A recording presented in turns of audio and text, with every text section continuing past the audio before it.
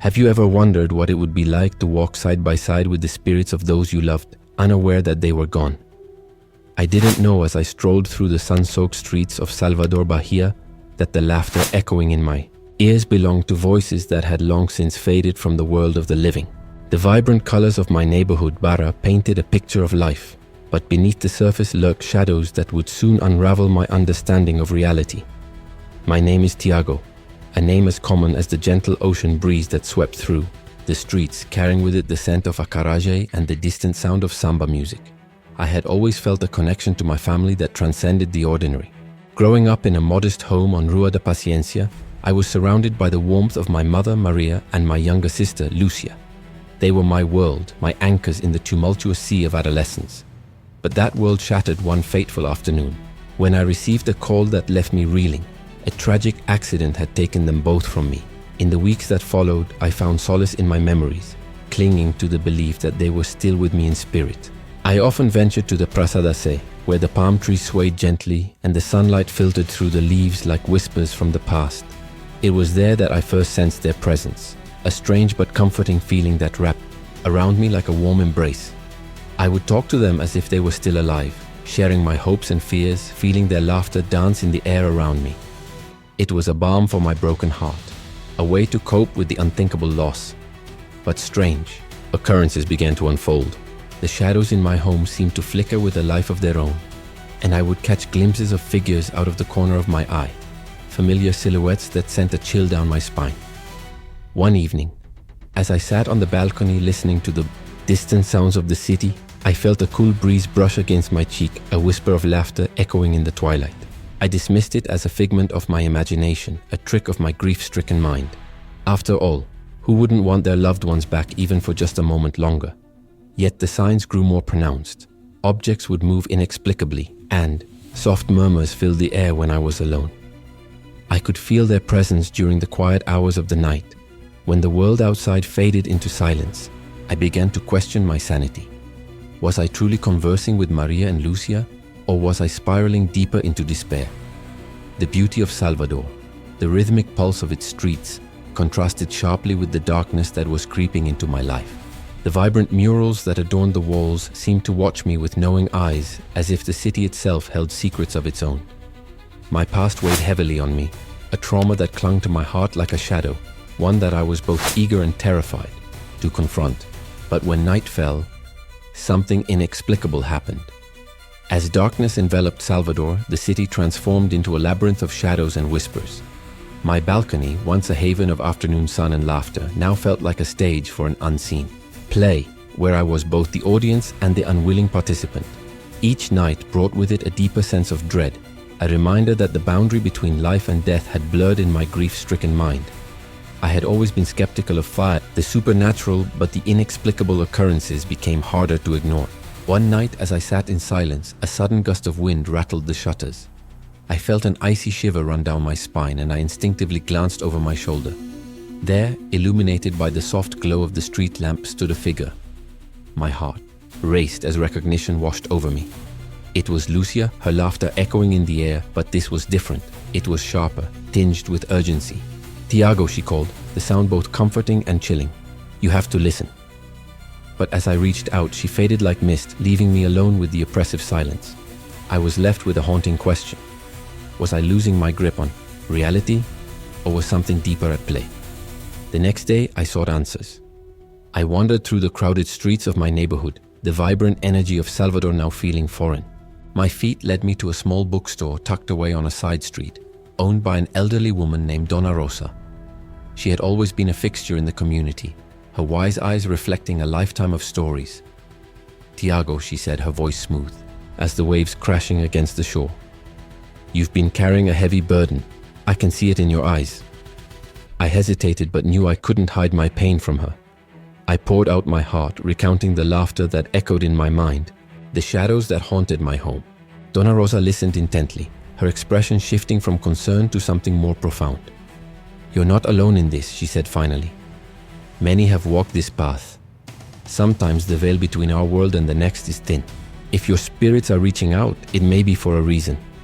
Donna Rosa's words hung in the air, heavy with meaning. "But be careful," she warned. Not all spirits come with good intentions. I felt a chill creep down my spine. What do you mean? Some seek closure, others seek to manipulate, she replied, her gaze piercing mine. You must confront what's been left unresolved. As I left the bookstore, my heart raced with anticipation and fear.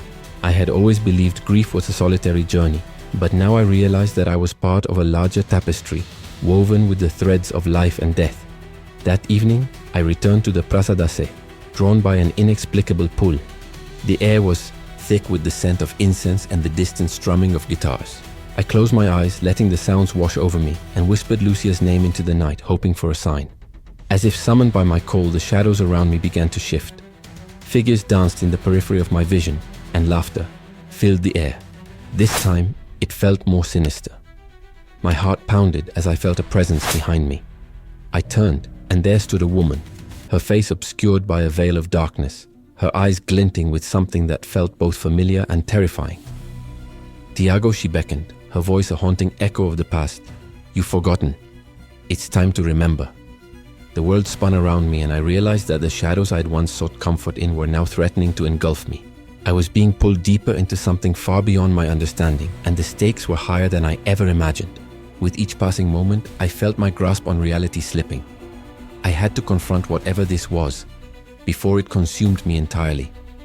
The journey into the unknown had truly begun, and I was unprepared for the revelations that awaited me. I stumbled back, my mind racing as the woman's words echoed in my head. You've forgotten. It's time to remember. The weight of her gaze felt like a chain, dragging me deeper into the shadows of my own memories. I could hardly breathe, the air thick with the scent of incense and something more acrid, fear. Remember what? I managed to choke out, my voice trembling. The figure stepped closer, the darkness around her swirling like smoke, and I felt an unsettling familiarity wash over me.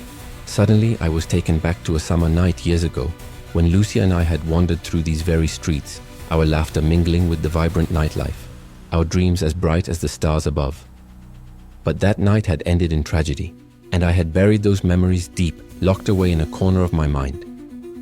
You need to confront the truth about her, the woman urged, her voice a haunting melody that plucked at the strings of my heart.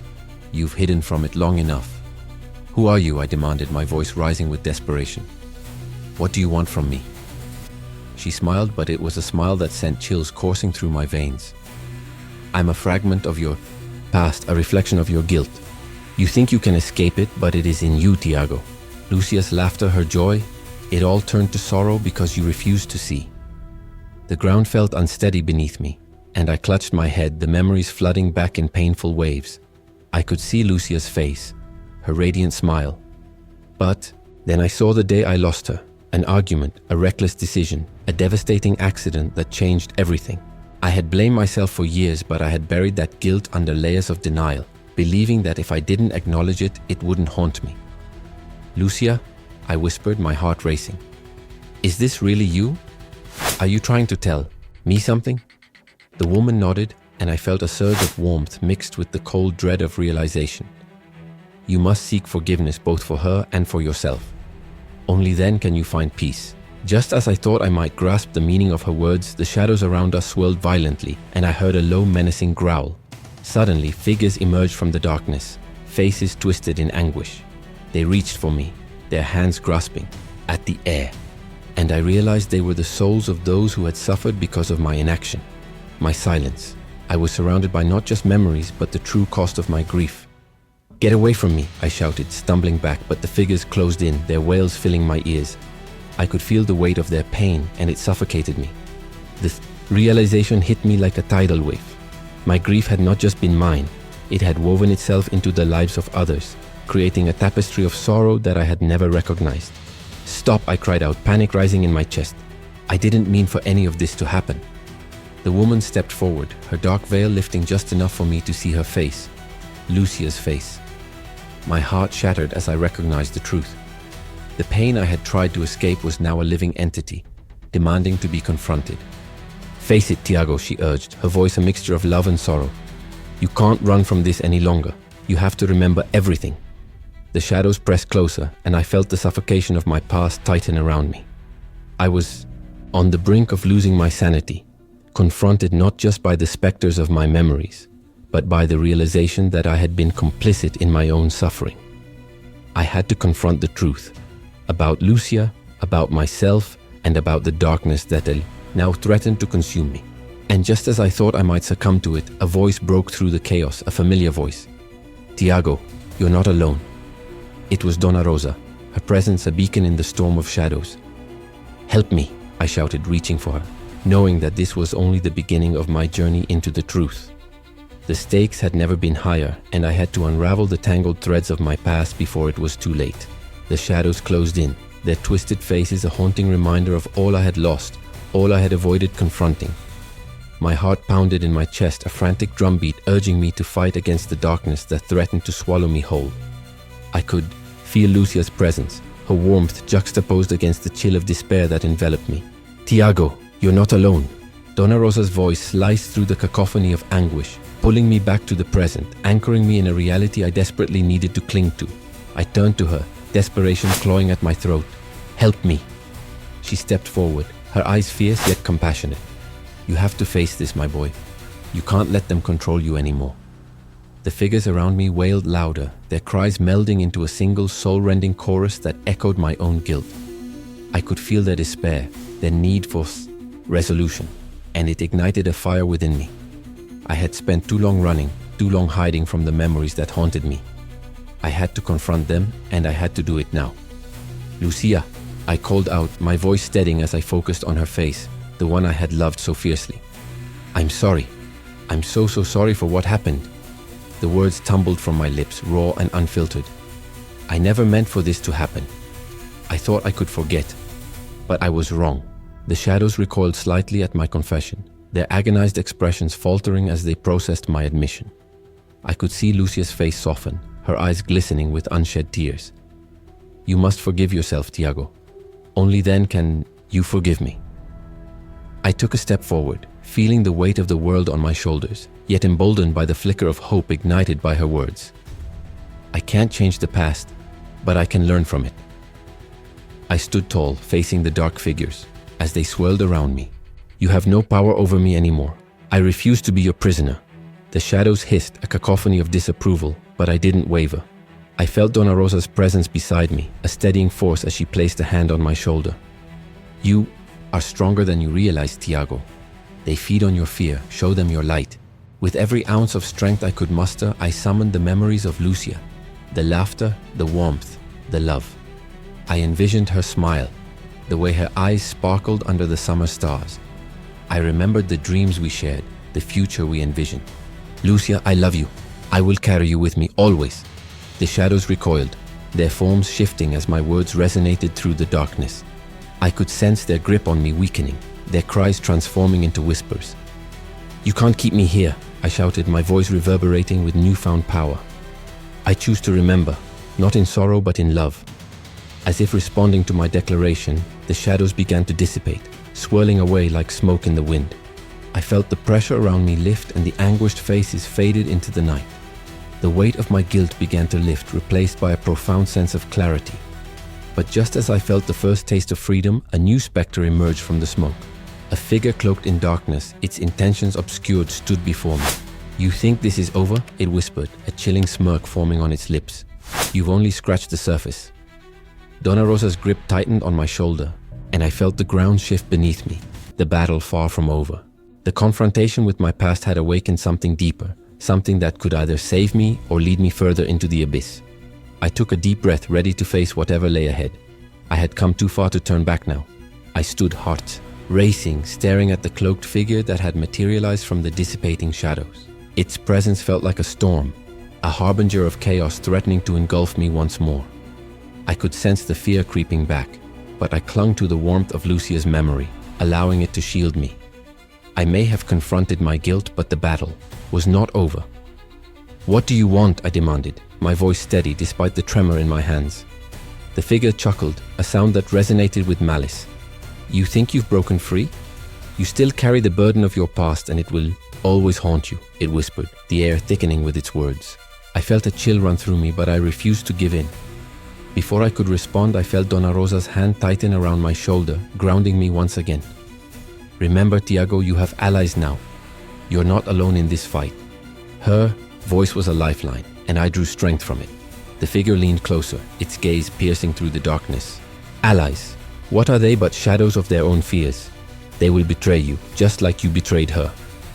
Each word was a dagger aimed at my heart. I flinched but held my ground. No, I shouted, shaking off the creeping despair.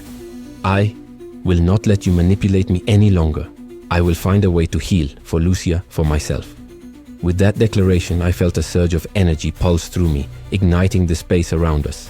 The figure faltered, its smirk fading into a grimace. I focused on Lucia's love, channeling it as a protective barrier against the darkness. The shadows writhed, caught between my resolve and the figure's malevolence.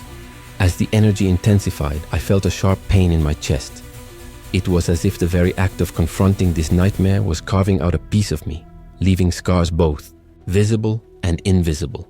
I gasped, but I pushed through, knowing that transformation often came with sacrifice. Suddenly, the cloaked figure shrieked, its form wavering.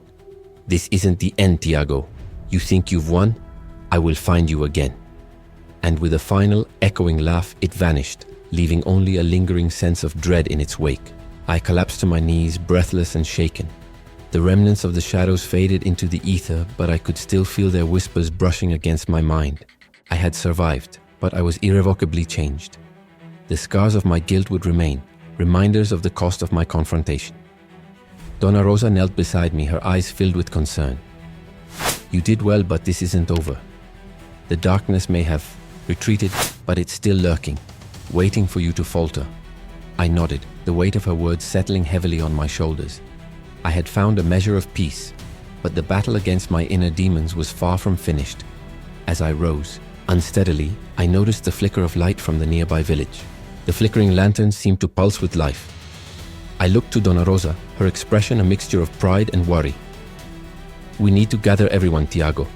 There's a lot to discuss. You may have faced your past, but there are others who need your strength now. I could see it clearly. The faces of my friends, my family, all intertwined in this web of shadows and light. I thought of Lucia, her laughter echoing in my mind, and I felt a spark of determination ignite within me. But just as we began to move towards the village, a chilling breeze swept through the air, carrying with it a whisper that sent shivers down my spine. You can't escape me forever. The journey ahead was fraught with uncertainty, and I couldn't shake the feeling that this was merely the beginning of something much larger. As we walked, a sense of foreboding settled over me, mingling with the hope that flickered in my heart. The shadows were woven into the fabric of my life, and I could only wonder what secrets they still held. The night was far from over, and I was ready to face whatever lay ahead, not just for Lucia, but for every soul touched by the darkness. I turned to Donna Rosa, my heart pounding in my chest as the cool night air enveloped us. We can face this together, I said, but even I could hear the uncertainty in my voice. The chilling breeze carried the figure's threat, embedding itself in my mind like a parasite. As we stepped into the village, the flickering lanterns cast eerie shadows that danced along the cobbled street. I felt the eyes of the townsfolk upon me, their whispers wrapping around us like a shroud. They sensed the darkness that lingered, a palpable tension hanging in the air. I thought of Lucia, the warmth of her laughter now a ghostly echo, and I felt the weight of the past pressing down on me. Suddenly, a scream pierced the night, a sound of pure terror that tore through the fabric of my resolve. I rushed toward the source, heart racing, only to find a gathering crowd pointing toward the well. My stomach dropped as I pushed through the throng, the sight before me chilling my blood. The well was filled with shadows swirling and writhing as though alive, a dark vortex threatening to spill over. The darkness has returned. A voice whispered from behind me. I turned to see the cloaked figure re-emerging from the shadows, its eyes glinting with malicious delight. Did you really think you could escape me? You have merely delayed the inevitable. The crowd gasped as its tendrils slithered among them, grasping at their fears, their insecurities. I realized then the true horror. The darkness was not just mine. It had seeped into the hearts of everyone around me. I had fought for my freedom, but at what cost? With a heavy heart, I took a step back, knowing I could not bear to pull them into my chaos. The shadows surged forward, their grip tightening around my friends and family. I felt a deep sorrow wash over me, a bitter realization that perhaps my own fight was futile. I could never truly conquer the darkness without sacrificing those I loved. As I turned to flee, the last thing I heard was the haunting laughter of the figure echoing in the wind. You cannot escape your destiny, Thiago. You will always belong to the shadows. The village flickered in and out of focus, the faces of my loved ones becoming distant memories as I was swallowed by the darkness. And in that moment I understood. I had not just confronted my past, I had unwittingly embraced my own demise. If you enjoyed this story, don't forget to like and subscribe to the channel for more tales that explore the depths of fear and humanity. Share this with your friends so they can also embark on this mystery-filled adventure. Leave a comment below telling us your favorite part or what kind of ending you'd like to see in a future story.